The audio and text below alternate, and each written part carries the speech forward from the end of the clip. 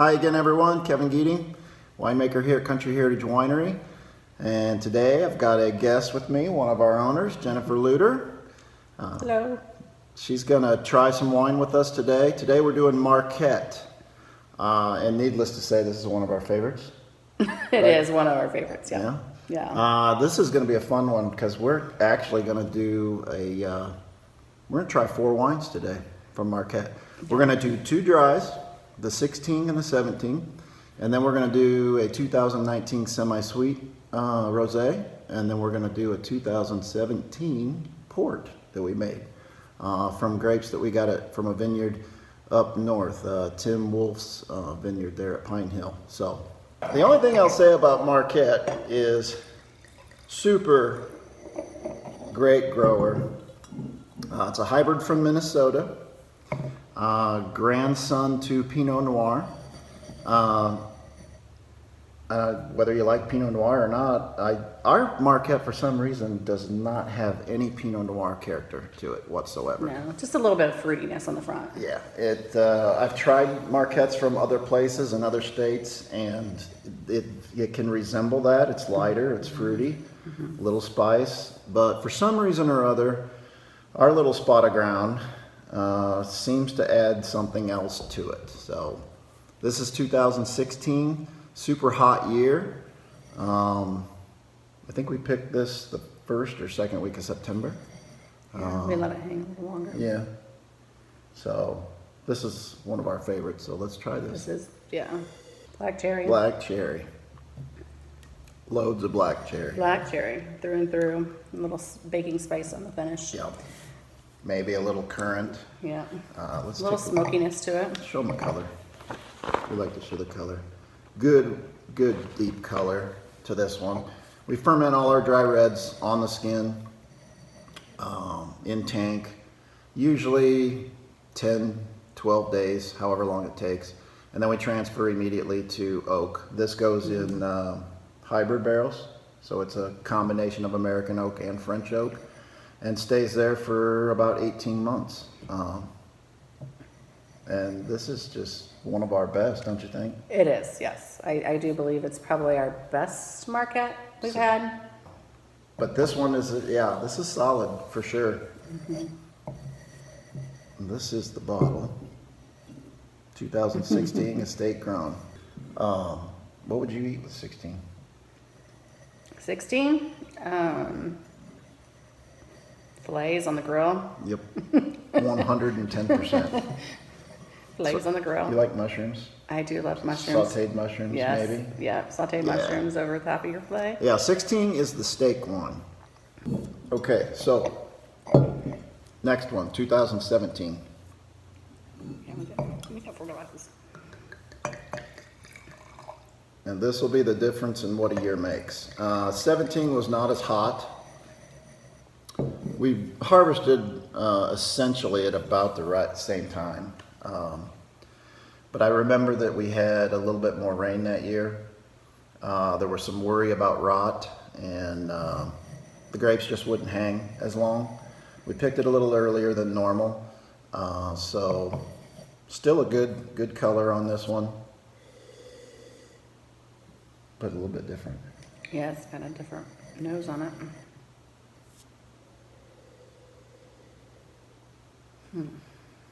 Not quite as the prominent black cherry. It's got a little bit of more tobacco-y smell on it. Yeah, exactly. so. Earthiness. A little pipe tobacco, a little earth.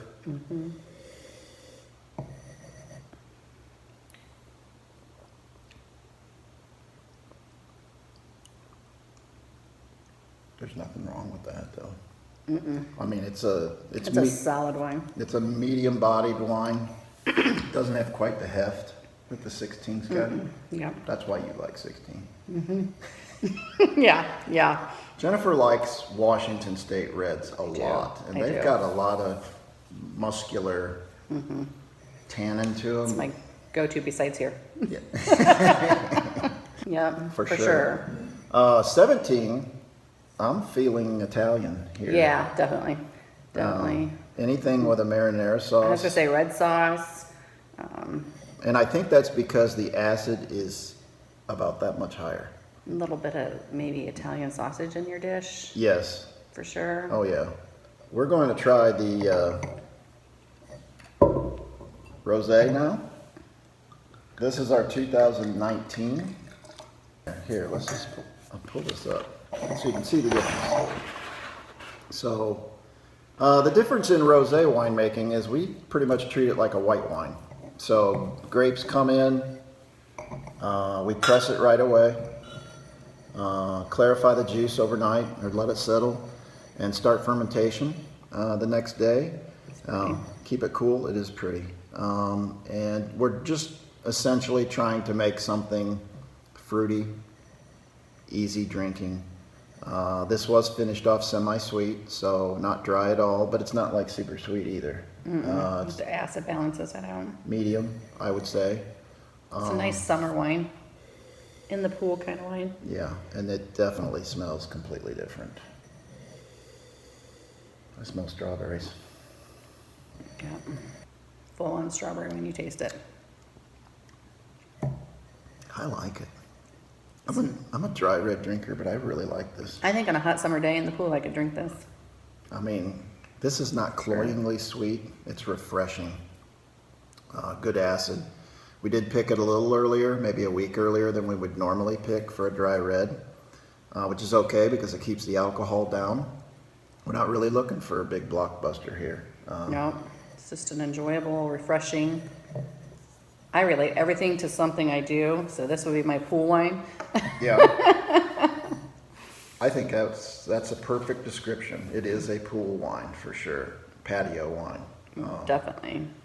I don't know if I was going to eat something with it, something lighter of some sort. Dessert. A very light dessert, not something that's like super rich and sugary. Yeah, like an angel food cake, Yeah, exactly. shortcake. Yes. Or you could go, if you didn't want to do dessert, you could probably go with a nice crisp salad with some strawberries and stuff on it. Oh, and yeah. like a light vinaigrette or... This is the second time we've made this wine. This is the beautiful thing about this variety. If things don't pan out for you in a given year and you can't make a suitable dry red, which we did not do in 2018, we did not make a dry red that year. And you're forced to pick it early. Make rosé. It's a good wine, and I think around here, especially in the Midwest, this is This is a good seller. Everybody tends to really enjoy it, especially like once we are open and we have our concerts going outside. It's a top seller. It definitely is nice. And it's something, if you have a dry drinker in the house and a sweet drinker in the house, they both can enjoy it. okay. So last one, port. This is from 2017. For those who don't know how port is made, essentially it is a fortified wine. So we make it like a traditional red wine, only we stop the fermentation process about halfway down by adding neutral grape spirits, which obviously pumps up the alcohol. This one's probably 19-20%. And the other thing we do is we leave it on the vine much longer so that it actually elevates the sugar content. So you get a lot of richness out of this. And check out the bottle. That is bottle. engraved by my husband. We have engraver, so we did the whole label, had it approved, and then engraved it with a laser engraver onto the bottle. So Yeah, that that- is really cool if you can see it. Super cool. I'm sure it's not the last one we're going to do that way, I am sure it's not, but right? But it is you know time- Jeremy, he likes to be crafty. and- Yeah, but it is time consuming. It gives him something to do in the winter. Yes, yes. All right, We have a so project. after dinner drink here. Ooh, look at the color on that. That's inky. Wow. This smells like Raisins? raisins. Maybe, definitely smells kind of nutty. Oh yeah, for I sure. don't know why, Yeah. but it almost I get smells- that now. It smells like walnuts, and Oh yeah, it is. don't you think? Mm-hmm. I couldn't put my finger on it, but yep, that's definitely it. Dark blackberry aroma, almost a bit of chocolate. Which would go probably delightful with this.